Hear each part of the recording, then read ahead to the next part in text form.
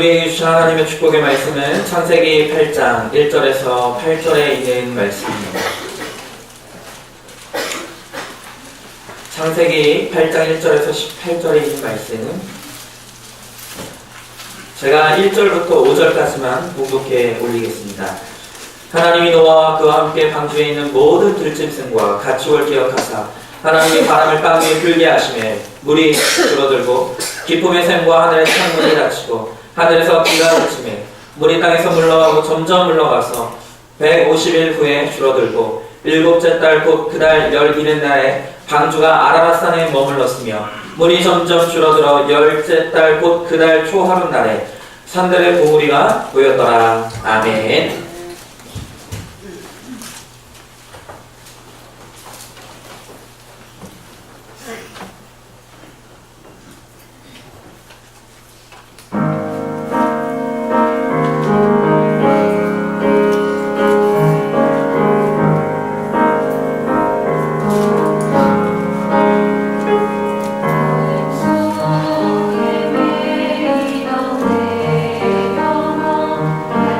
몰라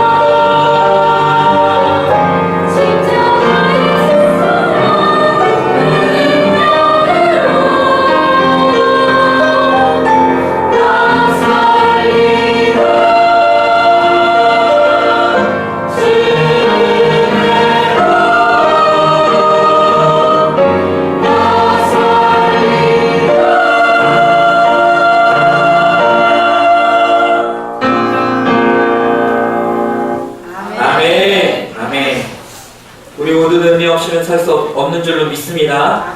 은혜로 사는 우리 모두가 될 수 있길 주 예수 그리스도로 간절히 축원드리겠습니다.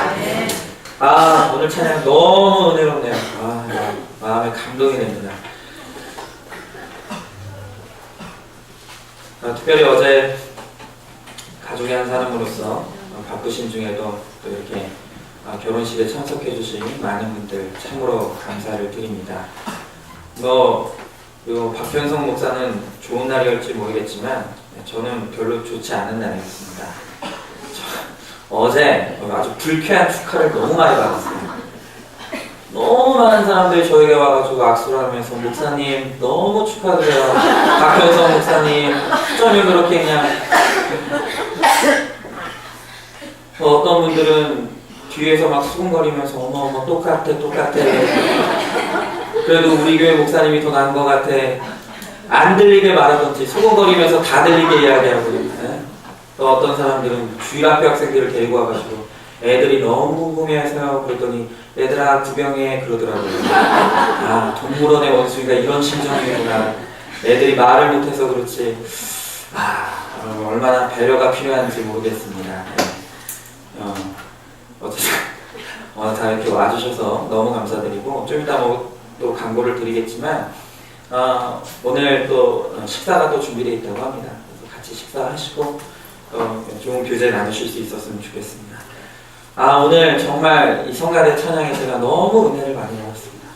너무 감사하고요. 오늘 이 시간 말씀을 통해서도 하나님이 주시는 은혜가 있기를 간절히 소망합니다. 오늘 말씀의 제목은 홍수이유라는 제목으로 하나님의 말씀 함께 나누겠습니다.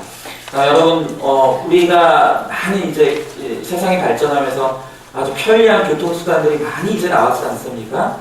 근데 여러분들이 생각할 때는 가장 안전한 교통수단이 뭐라고 생각하시죠? 조사를 해봤더니 현존하는 교통수단 중에서 가장 빠르고 가장 편리하고 가장 안전한 교통수단이 다른 것이 아니라 비행기라고 합니다. 여러분, 이 비행기가 한 번 사고가 나면 크게 나서 그렇지 사실 비율로 따지면 이 비행기가 가장 안전하다고 합니다. 여러분, 그런데 이렇게 안전하게 또 편리하고 빠르게 우리를 이동시켜주는 이 비행기도 굉장히 위험한 순간이 있다고 합니다. 그 순간이 언제냐면 바로 땅으로 착륙하는 순간입니다.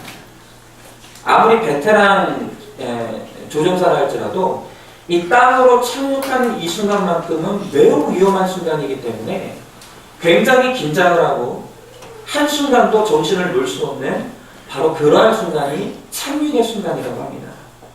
여러분, 비행기가 뜨는 것도 중요합니다.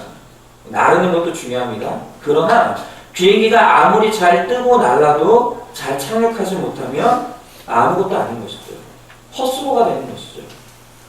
여러분, 오늘 노아와 그의 일행들도 이제 노아의 이 대홍수의 심판에서 잘 살아남았습니다. 그리고 그 1년이라는 기간 동안 온 세상에 물로 차 있음에도 불구하고 이 방주는 안전하게 그 물 위에 잘 떠 있었다는 거예요. 그러나 이제 이 노아와 그의 가족들과 이 방주에 타고 있는 모든 생명들의 마지막 과제가 있어요. 그것은 뭐냐면 이제 이 방주가 안전하게 땅으로 돌아가야 합니다. 그것이 지금 이제 오늘 8장에서 이들이 기다리고 있는 과제였다는 거예요. 여러분, 홍수로부터의 구원은 너무나 기쁜 것이었어요. 중요한 것입니다. 그러나 그렇다고 해서 지금 이들이 천국 간 게 아니에요. 이들은 단지 목숨만 건졌을 뿐이지 다시금 죄악이 많은 세상으로 돌아가야만 하는 과제를 안고 있었다는 것입니다. 여러분, 그런데 바로 지금 이 노아가 처해 있는 바로 이 이중적인 상황, 구원은 받았으나 그러나 이 땅으로 돌아가야 되는 이 이중적인 상황이 바로 오늘 현실의 삶을 살고 있는 우리의 상황이라는 거예요. 여러분, 우리도 하나님의 은혜로 구원받았습니다. 구원의 방주에 올라탔습니다.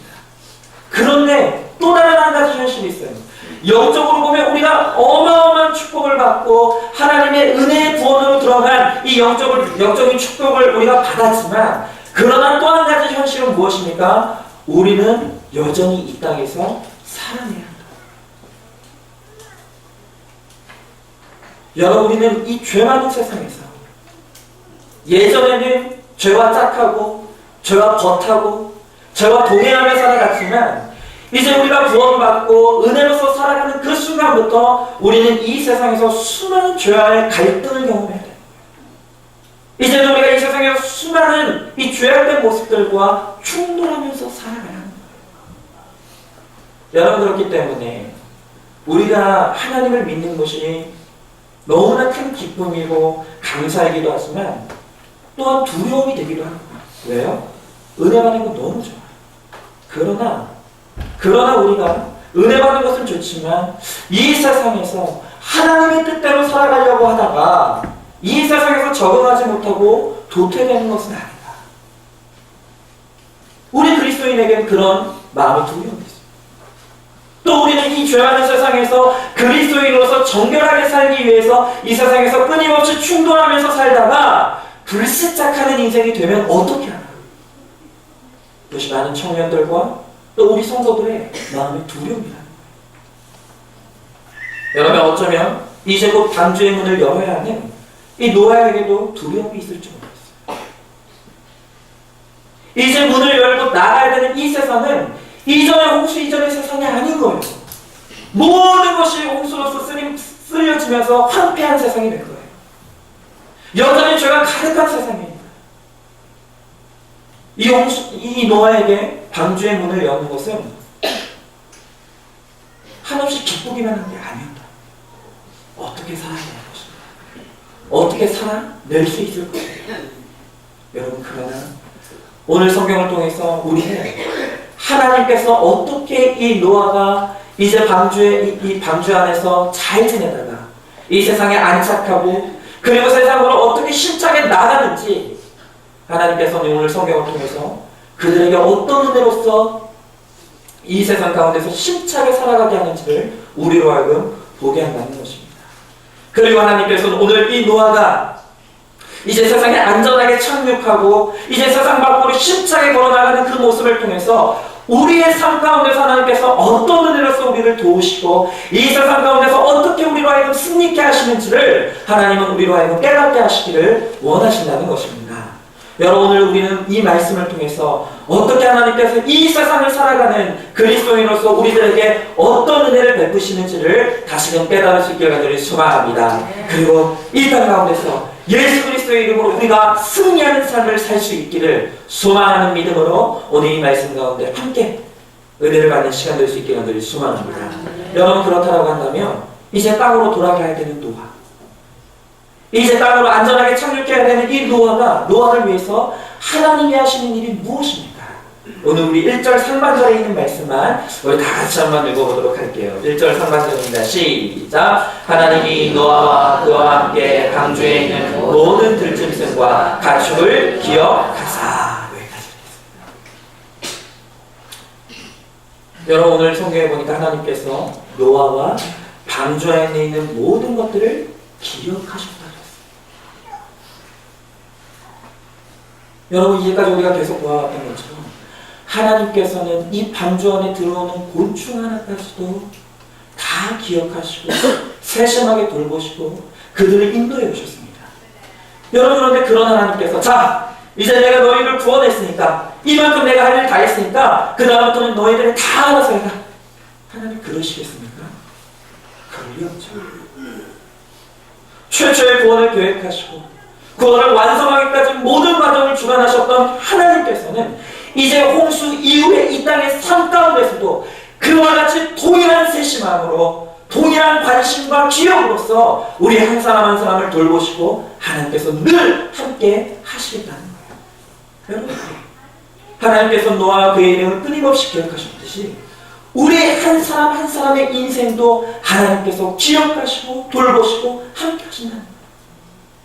제가 언젠가 어떤 집사님과 이야기를 하는데 집사님이 어떤 고민 하나를 가지고 계시더라고요. 그 집사님이 뭐라고 하시냐면, 목사님, 이 세상에 하나님 믿는 사람이 엄청 많겠죠.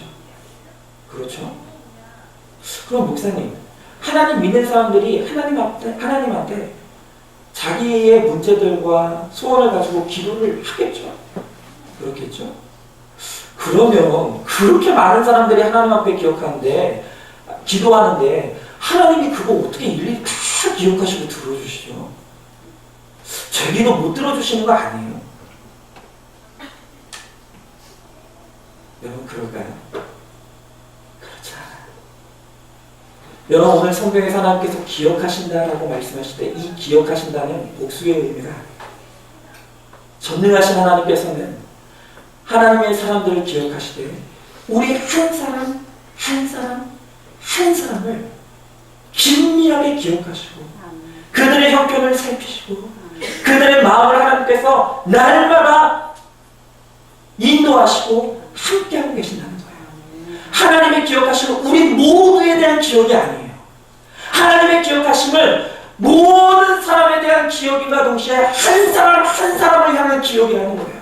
그렇기 때문에 우리가 무엇을 위해서 기도하든 우리가 무엇을 가지고 하나님께 간구하든 하나님께서 그 한 사람 한 사람의 기도를 지금도 들으시고 우리의 형편을 기억하시고 함께 하시는 줄로 믿습니다. 여러분 시편 17절에 보면 하나님이 우리를 향한 그 관심과 사랑이 얼마나 깊으신지를 표현할 때 시편 17절에 보니까 하나님은 우리를 지켜보시되 우리를 눈동자와 같이 지켜보신다. 그런데 이 표현이 얼마나 재미있는지 몰라요.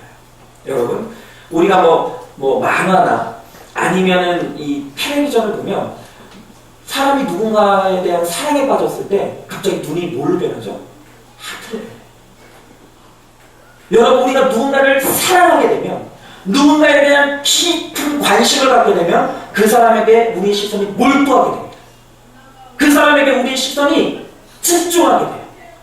여러분, 그러나 아무리 우리가 누군가를 이 깊은 사랑과 관심으로 몰두하고 지켜본다 할지라도 우리의 시선은 계속될 수가 없어요.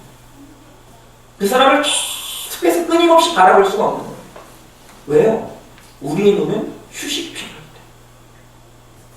우리의 눈은 휴식이 필요합니다. 여러분 제가 한번 퀴즈 하나 낼까요? 여러분 이 세상에서 가장 무거운 게 뭔지 아십니까? 이렇게 눈치도 빠르시네요. 눈꺼풀. 옛말에 뭐라고 했냐면 졸린 사람의 눈꺼풀은 천하장사도 들 수 있다.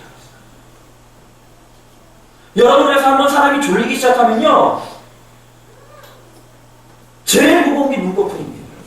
여러분 그래서 운전할 때도 제일 무서운 게 뭐예요? 졸음운전이 제일 무서워요.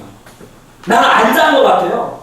그런데 갑자기 정신 한번 딱 차리고 보니까 차가 중앙선을 넘어가. 여러분 우리 예배 시간도 그렇죠? 멀쩡하게 예배 시간에 들어왔어요. 그런데 정신 한번 딱 차리고 나니까는 축도하고 있는 거예요. 맞죠? 여러분 사람의 눈은 필요해요. 그렇기 때문에 아무리 집중을 하고 그 사람을 향해서 사랑과 관심의 눈으로 쳐다본다 할지라도 놓치게 되어 있다는 거예요. 심지어 우리 눈이 졸리지 않다 하더라도 우리 눈은 건조함을 피하기 위해서 날마다 깜빡깜빡거리고 있는 거예요. 그 깜빡거리는 그 순간 찰나에 아무리 그 사람을 놓치게 되어 있다는 거예요. 여러분 그런데 이 성경에서 하나님은 우리를 바라보시되 눈동자와 같이 바라보신다고 할 때는 이 눈동자는 눈꺼풀에 없는 눈동자, 피곤함이 없는 눈동자, 잠시의 깜빡임도 없이 사랑하는 그의 자녀를 지키시고 보호하시고 날마다 관심과 기억으로서 그를 집중하고 계시는 바로 그 하나님의 시선이 하나님의 눈이랍니다. 하나님은 24시간 우리를 그렇게 주목하시고 돌보시고 기억하고 계신다는 것입니다. 여러분한테 문제가 하나님은 우리를 그렇게 졸지도 주무시도 아니하시고 피곤함 없이 우리를 그렇게 사랑의 눈길로 날마다 바라보시고 기억하시지만 문제는 뭐냐 하면 우리 편에서 하나님을 때로는 하나님이 우리를 잊으신 것처럼 느낄 때가 있다. 우리가 그렇게 느낄 때가 있다. 여러분 언제 그렇습니까? 어려움은 계속되는데 내 삶에 변화가 없는 오랜 시간 기도했는데 기도의 응답이 너무 멀리 있는 거예요. 그럴 때 우리 마음속에 드는 마음의 의심이 뭐예요? 하나님이 혹시 나를 잊으신 거야? 하나님이 나를 잊어버리신 것은 아니야. 여러분 성경을 보면 이 기억하셨다라는 이 동일한 표현이 출애굽기에도 나오는 것을 보게 돼요. 출애굽기 2장에 보니까 이스라엘 백성들이 애굽에서 노예 생활을 하면서 너무나 고통 가운데 살아갑니다. 고통 가운데서 하나님 앞에 부르짖을 때 그때 성경이 뭐라고 말하냐면 하나님께서 그들을 기억하고 계시다 이렇게 얘기합니다. 여러분 그렇다고 한다면 여기서 기억하셨다는 말은 무슨 의미입니까? 이 말은 홍수 가운데서 있는 노아와 그의 일행의 형편을 하나님께서 기억하고 계시다. 또한 고난 가운데서 고통 가운데 부르짖고 있는 이스라엘 백성들의 그 고통의 소리를 하나님께서 잊지 않고 계시다는 거예요. 하나님은 다 알고 계세요. 우리의 고통 가운데 있는 그 형편, 우리의 어려움 가운데 있는 그 눈물, 오늘 홍수의 상황 가운데서 절체절명의 상황 가운데 있는 그 형편을 하나님께서는 한 번도 잊지 않으셨다. 기억하고 계십니다. 그런데 문제는 뭐냐면 우리 믿음의 인내가 바라나. 어쩌면 노아에게도 오늘 한계 상황이 왔을지 모르겠어요. 식량은 떨어집니다. 짐승들을 물어대요. 도대체 사방이 막혀있기 때문에 도대체 이 홍수의 상황이 언제 끝날지 알 수가 없는 거예요. 인내의 한계 상황에 마침내 도달한 거예요. 하나님 도저히 못 버티겠습니다. 너무 힘이 듭니다. 그때 하나님께서 노아와 그 일행들의 마음 가운데 찾아오셔서 말씀하시는 거예요. 두려워하지 말아라. 절망하지 말아라. 내가 너희들을 여전히 기억하고 있다. 조금만 잊지 않고 있으며 내가 곧 나의 때에 너희들을 도울 것이다. 오늘 그렇게 그들의 마음 가운데 찾아오셔서 말씀하시는 것을 오늘 성경은 기억하사 이것으로 표현하고 있습니다. 여러분 우리 영혼의 가장 위험한 때는 환경의 어려움도 변화가 없을 때도 아닙니다. 정말 우리 영혼의 위기는 내 믿음의 인내가 바닥났을 때 나를 기억하시는 이 하나님의 기억하심을 믿는 믿음이 우리 가운데 바닥났을 때 여러분 바로 이때 잘못하면 지금까지 우리가 믿음의 인내로서 기도하였던 모든 것이 물거품이 될 수가 있다는 것이죠. 여러분 내 지금 신앙의 인내가 바닥났다고 생각할 때 한 번 더 주님 앞에 엎드릴 수 있는 믿음이 있기를 간절히 소망합니다. 여러분 정말 내 생각으로 내 마음으로 내 판단으로 사방이 막혀있고 아무것도 내 인생에 소망이 없다고 생각할 때 그때 내 판단과 내 마음을 의지하는 것이 아니라 하나님의 약속의 말씀을 의지하고 다시 한번 하나님 앞에 인내의 믿음을 발휘할 수 있는 저와 여러분 될 수 있기를 간절히 소망합니다. 여러분 그 사실을 믿고 믿음으로 인내할 때 하나님은 반드시 곧 찾아오시고 바로 우리로 하여금 방주의 문을 열게 하시는 우리 인생에 닫힌 문이 열리는 은혜를 주심을 믿으실 수 있게 간절히 소망합니다. 바로 그렇습니다. 하나님은 노아가 홍수에 가져왔어요. 그리고 그 방주에서 내려와 그 문을 열고 세상으로 힘차게 나가기까지 언제나 하나님께서는 기억하심의 은혜로 그와 또 우리와 함께 하신다는 것입니다. 그러면 또 하나님께서 이 노아와 그의 가족들이 이제 이 땅으로 내려오는 그 과정 가운데 하나님께서 또한 어떤 은혜를 주시죠? 우리 8장 1절에 있는 말씀을 한 번 더 같이 한번 읽어보겠습니다. 1절에 있는 말씀 우리 다 같이 읽겠습니다. 시작! 하나님의 노아와 그 함께 방주에 있는 모든 들짐승과 가축을 기억하사 하나님이 바람을 땅 위에 불게 하심에 물이 줄어들고 아멘. 자 여기 보니까 하나님께서 오늘 이 노아와 그의 가족들을 이제 이 땅으로 보내기 위해서 바람을 불게 하셨다. 그리고 물이 줄어들게 하셨다. 여러분 그런데 지금 여기서 우리가 주목해야 될 것은 하나님의 바람을 불게 하셨다. 이 바람이 뭘까요? 여러분 이걸 너무 그냥 간단하게 여러분이 지나치면 어떻게 생각할 수 있냐면 마치 젖은 머리를 드라이기로 이렇게 말려가지고 물이 날아가듯이 마치 하나님께서 바람 불어가지고 홍수가 물이 줄어든 것처럼 그렇게 생각. 그게 아니에요. 여러분 얼마나 센 바람이 불어야지 그 온 지구를 덮은 물이 빠져들겠습니까? 그게 아니에요. 여러분 여기서 하나님께서 말씀하신 이 하나님이 보내신 바람이라는 것은 성경이 언제나 바람을 설명할 때에는 이 바람은 물리적인 현상을 가리키는 것이 아니라 언제나 이 바람은 하나님의 임재의 상징이고 하나님의 일하심의 상징이다. 성경에서 바람은 그냥 물리적인 현상이 아니에요.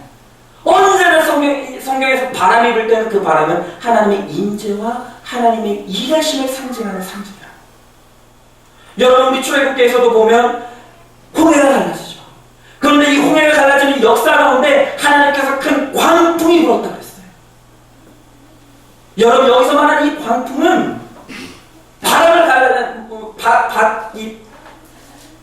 바다를 갈라지게 하는 그냥 물리적인 바람이 아니에요. 하나님이 일하시 하나님의 그 순간 일하셔서 바다가 갈라졌다는 거예요.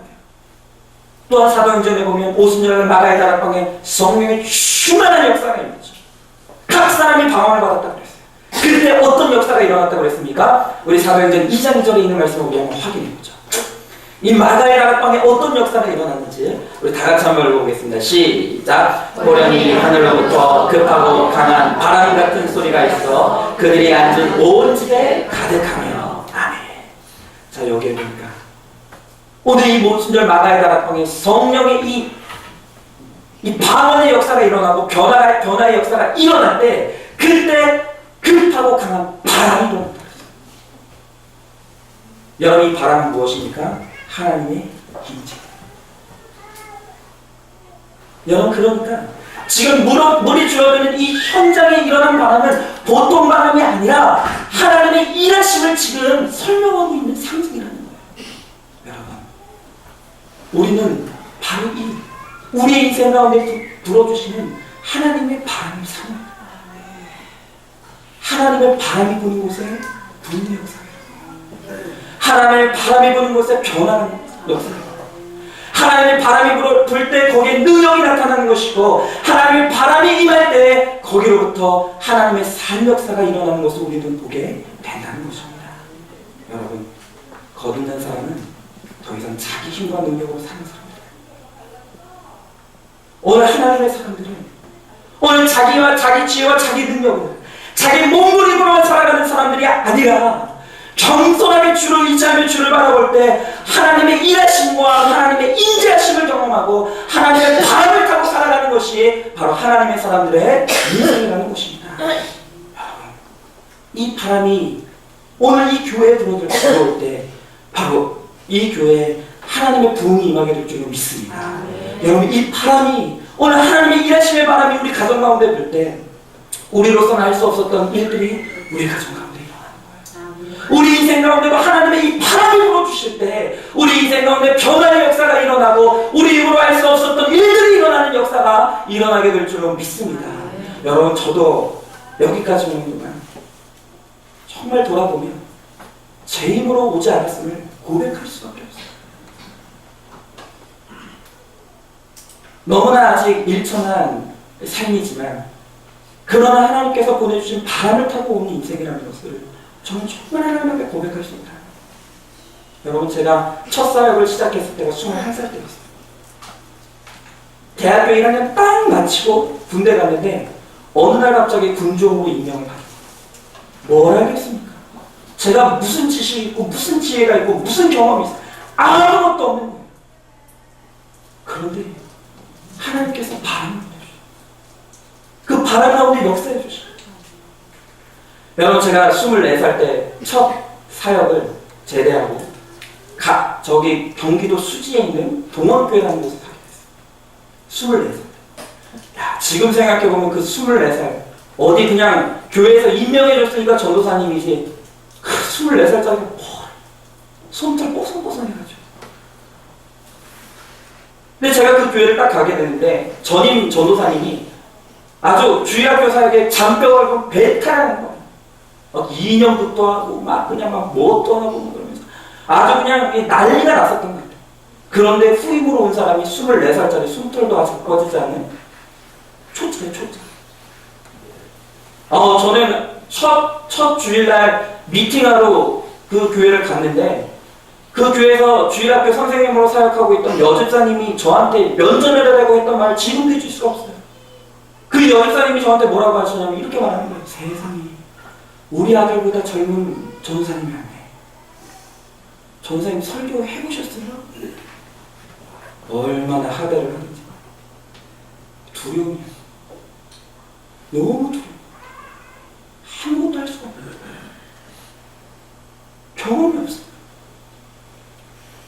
그런데 하나님이 보내주시는 바람이 날 때 마치 하나님의 바람으로 홍수에 물이 빠지듯이 그렇게 저를 향한 원망이 있던 그 많은 사람들이 하나님의 은혜의 바람이 불어주실 때 원망이 줄어들어요.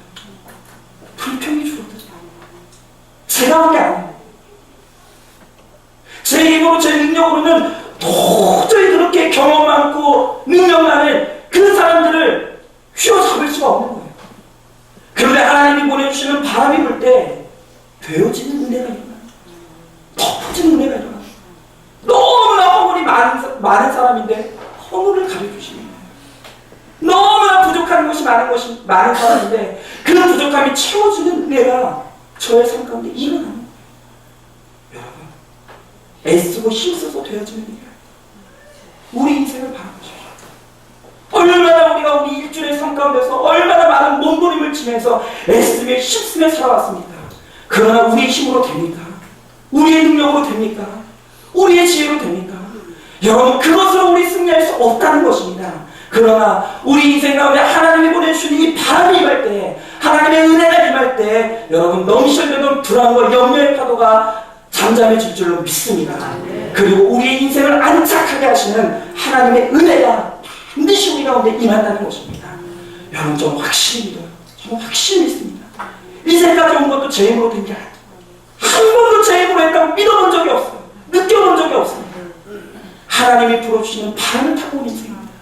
그렇기에 저는 오늘도 우리 한산중학교에 하나님의 바람이 불어주시기를 간절히 사모할 뿐입니다. 오늘 하나님의 이 임재하시는 바람이, 일하시는 바람이 우리 가운데 임하게 될 때 반드시 하나님께서 우리 교회를 아름답게 세워가실 줄로 믿습니다. 우리 가정도 마찬가지예요. 아버지의 힘만으로 되지 않습니다. 어머니의 힘만으로 되지 않습니다. 우리가 겸손하게 무릎 꿇고 하나님, 주의 바람이 불기를 원합니다. 주의 바람이 임하기를 원합니다. 우리 가정 가운데 주의 거룩한 바람이 임하게 하여 주시옵소서. 우리가 기도하며 나아갈 때 우리 가정 가운데 소망이 있을 줄로 믿습니다. 우리 인생도 마찬가지예요. 여러분, 저는 우리 청년들에게 꼭 부탁하고 싶은 게 있어요. 그렇게 믿음 생활 잘하던 우리 청년들이 이제 직장 구하고 세상으로 들어가면 마음이 조급해집니다. 두려움이 엄습합니다. 믿음이 작동하지 않는 거예요. 그렇게 신앙생활 잘하던 친구들이 이제 직장생활하면 나름대로 빨리 적응한다고 교회를 한다. 말씀 읽지 않아요. 그리고 매일 동료들과 어울려서 위하여 하면서 막 잔을 부딪히고 밤에는 막 고스톱 치고 나를 내 힘으로, 내 방식으로, 내 열심으로 어떻게 해서든 이 세상에 적응하고 안착하려고 몸부림을 치는 거예요. 여러분, 그러나 그렇게 해서 세상 사람들과 조금 더 짝하고 적응할 수 있을지 모르겠지만, 그것이 잘 적응하는 것처럼 보일 수 있겠지만 하나님 보실 때 그건 불시착인 거예요. 여러분, 그것으로 절대로 내 인생이 성공하는 것이 아닙니다. 여러분, 하나님의 사람들이 세상 사람들이 알지 못하는 보이지 않는 하나님의 손길이 있는 거예요. 여러분, 노아와 그의 가족들은 이 방주 안에 창문이 없었기 때문에 지금 무슨 일이 일어나고 있는지 아무것도 알 길이 없었어요. 그러나 그들이 아무것도 보이지 않고 느끼지 않는 그때에도 하나님은 일하고 계신 줄로 믿습니다. 우리가 마찬가지예요. 여러분, 우리는 알지 못하지만, 이 세상 사람들은 알지 못하지만, 이 세상 사람들이 보지 못하는 하나님의 보이지 않는 손길이 반드시 우리 가운데 역사하신다는 것입니다. 저는 약속할 수 있습니다. 겸손하게 하나님을 믿고 하나님의 바람을 사모하는 모든 자의 인생에 하나님께서 불시착하게 하는 것이 아니라 보호하시고 지켜주신 가운데 반드시 이 세상 가운데 하나님이 주시는 능력으로 온전히 일어서고, 하나님이 주신 능력으로 온전히 이 세상 가운데서 뛰어난 우리의 삶으로 하나님께서 반드시 인도해 주실 줄로 믿습니다. 그것이 하나님의 바람이 역사하는 인생. 여러분, 오늘 우리는 성경을 통해서 하나님이 이 방주가 세상에 안착하기까지 그들을 기억하시는 은혜와 또 그들에게 바람으로 역사하시는 은혜를 바라보고 있어요. 그러나 하나님께서 오늘 이제 이 세상으로, 하나님의 사람으로서 이 세상으로 나아가는 우리들에게 요구하시는 것이 한 가지 있어요. 그것은 뭐냐면, 하나님도 물론 우리를 도우시고 우리를 또 위하여 역사하시지만 하나님께서 이 세상, 이 죄 많은 세상으로 나가는 우리들에게 하나님의 지혜와 하나님의 지식으로 무장해야 된다고, 그 하나님의 지혜와 지식으로 살아가야 된다라고 우리들에게 말씀하신다는 거예요. 자, 오늘 성경을 보면 오늘 본문을 통해서 이 한 가지 이상한 점을 발견해요. 그것은 뭐냐면 우리가 이제까지 보아왔듯이 하나님께서 배를 만드는 과정, 그리고 모든 생물들이 배 안으로 들어가는 과정, 이 모든 과정 가운데 하나님께서 긴밀하게 노아에게 말씀하시고 알려주시고 깨닫게 하셨어요. 노아가 아니라 그냥 하나님이 지시하는 대로 따라갔던 거예요.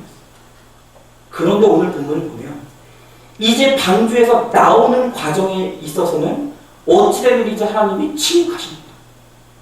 말씀이 없어요.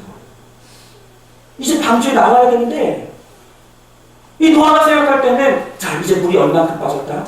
이제 수심이 이제 얼마만큼 이제 됐다. 이제 이만하면 거의 다 됐다.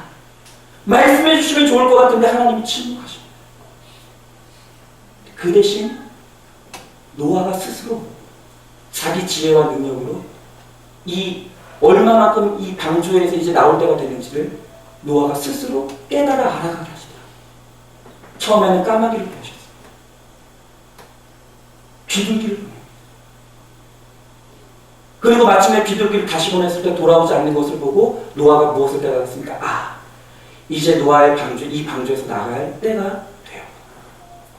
하나님께서 이 방주로 나가야 될 때는 하나님이 노아가 자기 지혜와 지식으로서 그 뜻을, 하나님의 뜻을 분별하게 하시더라는 거예요. 여러분, 그 이유가 뭡니까? 잘 들으세요. 구원에 있어서는 우리가 할 일이 없어요.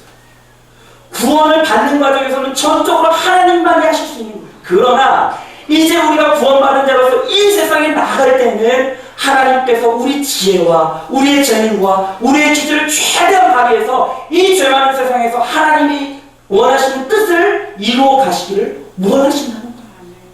여러분, 우리는 이 세상에, 우리가 있는 이 세상은 천국이 아니에요. 죄 많은 세상입니다. 그렇기 때문에 이 세상에서 우리가 승리하기 위해서는 하나님의 지혜와 지식으로 무장되어야지만 승리할 수가 있다는 것입니다.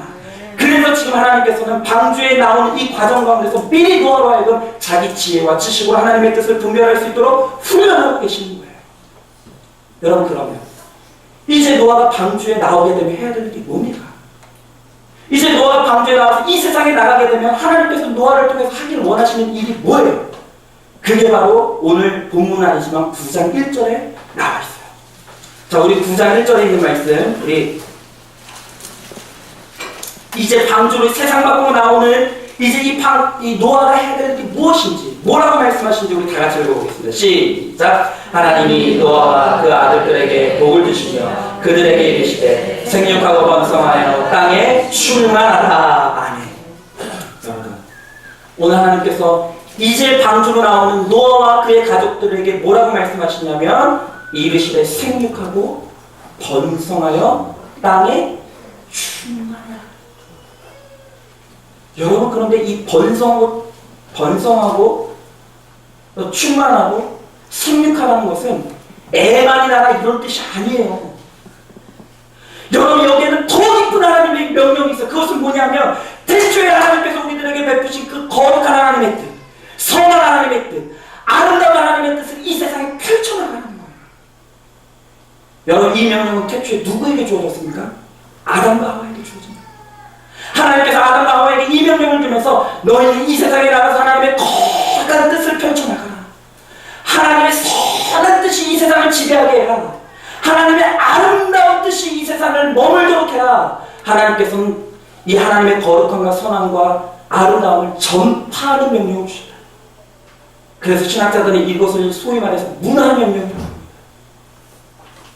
아름다운 문화를 이루어 나가라는 거예요.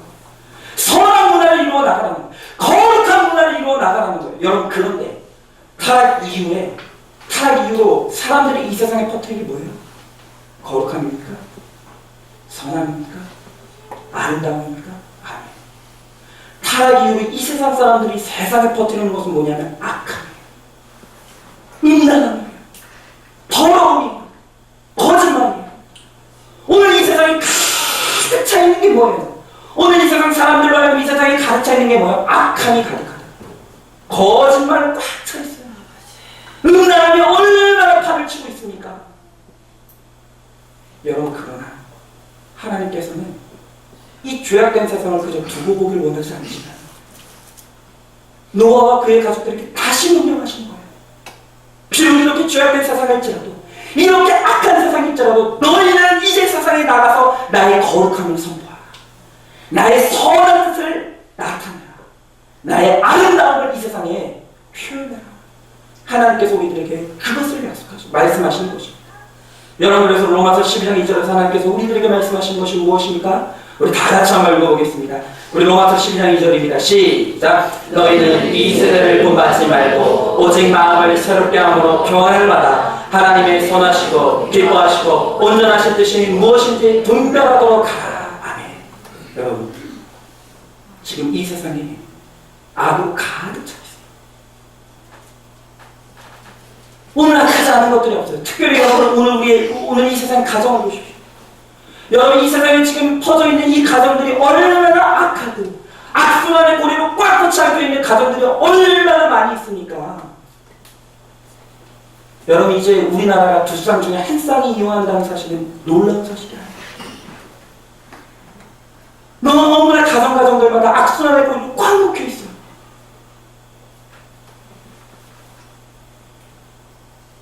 여러분, 지금 제가 이번 주에 뉴스를 봤는데 우리나라가 지금 출산율이요, 심각한 수준으로 갑니다. 만약에 이대로라면 우리나라 100년 후에는 젊은이보다 노인들이 더 많은 국가가 됩니다. 지금 이 출산율을 이대로 놔두면요, 나라의 존망이 지금 위태로워진다고 합니다. 그런데 많은 사람들이 왜 이렇게 이 젊은이들이 지금 결혼을 하지 않는가?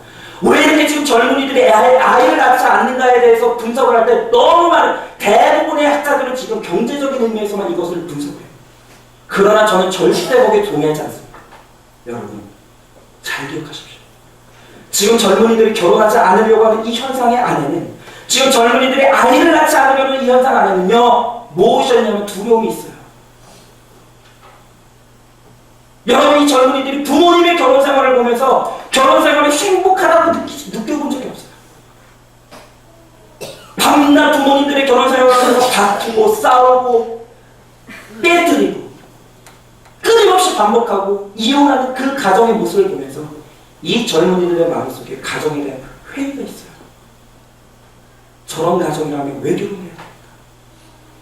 저런 가정 생활이라고 한다면, 결혼이라는 게 결국 저런 것이라면 왜 결혼해야 됩니까?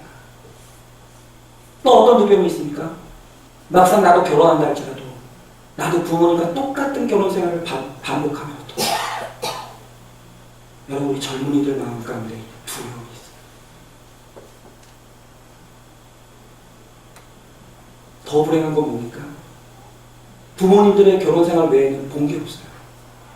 롤모델이 없어요.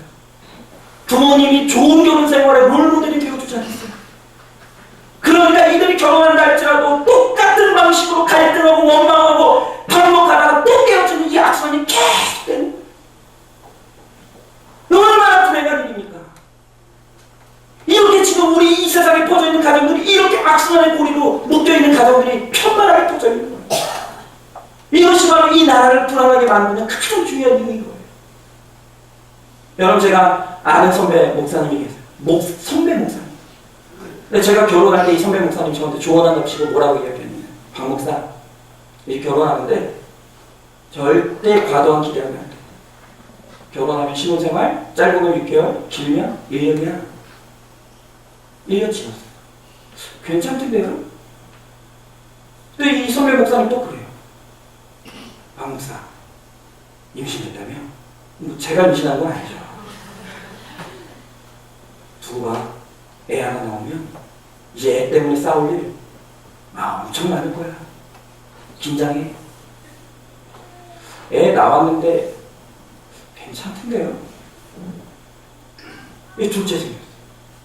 그랬더니 이 목사님이 최근에 또 만났는데 뭐라고 이야기했냐면 또 이렇게 얘기해요. 목사 두고 봐. 둘째 생기잖아. 2배 힘든 게 아니야. 3배, 4배, 5배 힘들어. 집에 들어가기가 짜증날 거야. 아마 박 목사 이제 둘째 생기면 집에 들어가기 싫어질걸? 여러분, 제가 그 선배 목사님 말을 듣고 있으면 가정은 원래 불행하기로 작정된 것 같아요. 가정은 절대로 나날이 갈수록 행복할 수 없는 것 같아요. 여러분 그래요? 정말 가정이 그래요? 그런 게 가정입니까? 절대로 나날이 갈수록 행복할 수 없는 게 가정이에요? 여러분 저는 절대 그렇게 믿지 않아요. 여러분 부부도 이 가정은 얼마든지 나날이 갈수록 행복해질 수 있어요. 여러분 가정도 부부가 살면서 갈수록 더 깊어질 수 있고 더 애틋해질 수 있고 더 정말 서로를 깊이 사랑할 수 있는 그런 일이 일어날 수 있음을 저는 믿어요. 왜 가정이 행복할 수 없는 것입니까? 저는 절대로 그런 말 믿지 않습니다. 여러분 반드시 그런 가정이 되어야 해요. 여러분 그러면 문제는 뭡니까? 어떻게 그렇게 될 수 있는데요? 어떻게 그렇게 될 수 있습니까? 답은 딱 하나예요. 배워야 해요. 하나님의 지혜를 배워야 돼요. 하나님이 가정을 뭐라고 하나님이 남편의 역할이 뭐라고 하시는지, 하나님의 아내의 역할이 뭐라고 하시는지, 하나님이 좋은 아빠, 좋은 어머니가 뭐라고 하시는지, 하나님이 좋은 가정이 되기 위해서 무엇을 갖춰야 된다고 말씀하시는지 배워야죠. 여러분 왜 우리 아버지 어머니들이 이렇게 가정 가운데서 행복함을 누리지 못했습니까? 배워본 적이 없어요. 하나님을 믿는다고 하면서 도대체 가정이 뭔지 배워본 적이 없는 거예요. 그러면서 부모님 세대의 그 결혼 생활을 다 그저 그냥 답습한 거예요. 여러분 그래서 제가 언젠가도 말씀드렸지만 저는 절대 우리 교회에서 결혼하고자 하는 우리 청년들 부부 예비학교, 결혼 예비학교를 수료하지 않으면 절대로 우리 교인들 한 사람도 못 가게 할 거예요. 여러분 하물며 운전 하나 하더라도 차 하나 몰더라도요 공부해서 면허증을 따지 않으면 못 몰게 해요. 여러분 그런데 가정을 이끌어가야 되는데 배움이 없다고요? 여러분 이 배움은 끝이 없습니다. 한 번 배운다고 끝나는 게 아니에요. 날마다 우리 죄악된 몸성은 날마다 이기적이고 날마다 정말 나 중심적이기 때문에 우리가 계속해서 배워가고 말씀 안에서 깨우치지 못하면요 절대로 우리가 행복한 가정을 이끌어갈 수가 없는 거예요. 여러분 지금도 늦지 않았습니다. 여러분 얼마나 하나님의 말씀 안에서 좋은 가정이면 지식과 지혜가 많습니다. 그뿐만이 아니라 이미 지혜로운 성경의 교사들이 책을 통해서 강의를 통해서 우리들에게 끊임없이 배우게 하는 것입니다. 여러분들 배워야 돼요. 하나님의 지혜와 지식으로 갖추어진 그 믿음의 가정들이 세워질 때 그 가정들로부터 나라의 회복이 임하게 될 줄로 믿습니다. 여러분 우리 교회부터요. 우리 교회부터. 이제부터 세워지는 가정들은 하나님이 주시는 지혜와 지식을 배우고 그것에 무장되어서 가정으로 나아갈 때 우리 교회에서 세워지는 우리 청년들, 우리 가정들은 반드시 행복한 가정 될 줄로 믿습니다. 여러분 정치도 보세요. 얼마나 교만하고 악한 자들로 지금 저 국회에 꽉 차 있습니까? 저 청와대 보십시오. 얼마나 지금 저 지도자들이 얼마나 부패하고 썩어 있습니까? 여러분 우리 부모님들이 비전을 심어줘야 되는 거예요. 우리 부모님들이 날마다 아이들한테 하는 말이 뭡니까? 너희들 그냥 적당히 살다 공무원 돼가지고 적당히 살다 그냥 그렇게 좋아. 그게 아니에요. 저렇게 앞으로 꽉 차있는 저 지도층에 하나님께서 우리 자녀들에게 지혜 주시고 지식 주시고 하나님의 선한 양심으로 무장되어서 다니엘과 같은 요셉과 같은 자녀들을 하나님께서 주셔서 그 자녀들이 저 세상으로 나가야 됩니다. 그래서 정말 저 국회가 변해야 되는 것이고 청와대가 변하고 하나님을 두려워할 자는 지도자가 임하게 될 때 그때 이 나라가 반드시 변화될 줄로 믿습니다. 그게 우리 안산중학교에서 나와야 됩니다. 우리 자녀들 가운데서 나와야 됩니다. 기도하세요. 여러분 그래서 저는 저희 아들을 위해서 날마다 매일 저녁마다 머리에 손을 얹고 기도합니다. 첫째로 기도합니다. 하나님 우리 아들 구원받게 해주세요. 여러분 목사들이라고 다 구원받는 건 아닙니다. 이 아들에게 하나님의 지식과 지혜를 날마다 물려주고 그것을 유산으로 줄 때 그때 구원합니다. 두 번째 기도합니다. 저는 신명기 8장 가지고 날마다 우리 아들 축복하면서 기도합니다. 하나님 머리를 쪄 꼴이 되지 않게 하시고 앉아서도 복을 받게 하시고 일어나서 복을 받게 하시고 들어가도 복을 받게 하시고 나가도 복을 받게 하여 주시옵소서. 하나님 안에서 이 자녀가 정말 하나님이 주시는 지혜와 능력으로 이 세상에서 나갈 수 있게 하여 주시옵시고 하나님의 영광을 선포할 수 있는 자녀되게 하여 주시옵소서. 우리의 자녀들이 반드시 그런 자녀 될 줄 믿습니다. 여러분 이 기업도 마찬가지입니다. 이 세상 보면 얼마나 나쁘고 악한 기업들이 많습니다. 자기 하나 돈 벌고자 세금 안 내고 임금 체불하고 사람 먹는 거 가지고 장난치고 여러분 더러운 부자들로 지금 꽉 차 있습니다.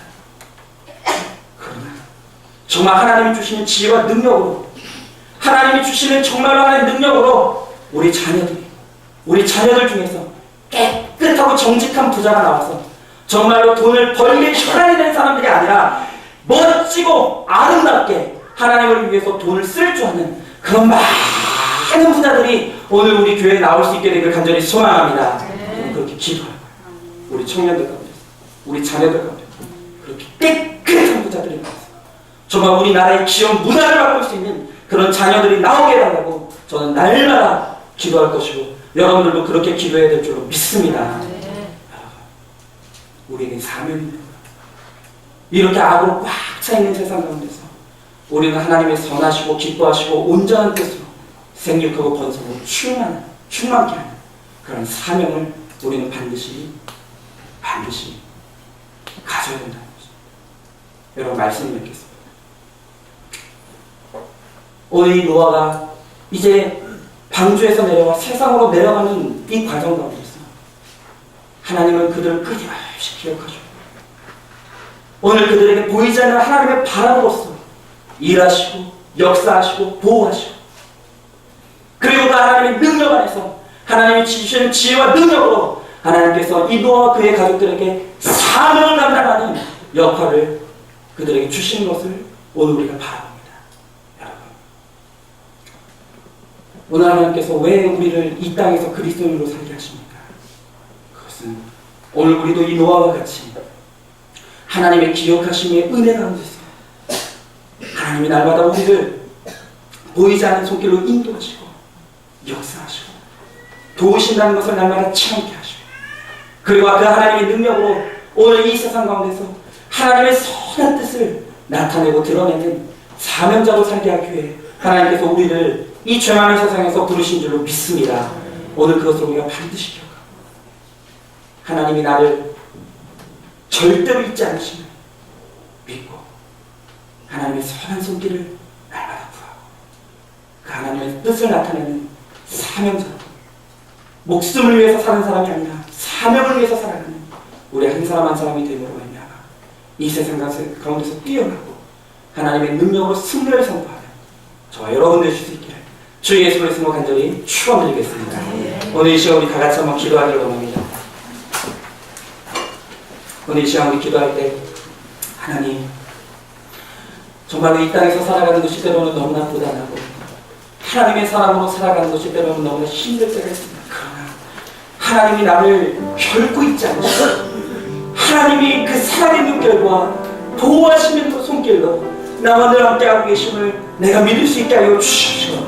그 하나님의 손길이 나를 인도하시며 나와 함께하고 계신다는 것을 확신하는 가운데서 정말 하나님 아버지 이 땅 가운데서 하나님의 생명을 선포하고 생육하고 번성하고 충만한 은혜로 하나님 아버지 나의 삶이 그렇게 하나님의 영광을 드러내는 삶을 살 수 있도록 하나님 우리 가운데 함께하여 주시옵소서. 우리 간절히 소망하는 마음으로 우리 다 같이 기도하며 나가도록 하겠습니다. 기도하겠습니다. 사랑과 은혜가 충만하신 하나님 아버지 주의 귀한 사랑과 은혜를 감사드립니다. 주여 나의 하나님 아버지 정말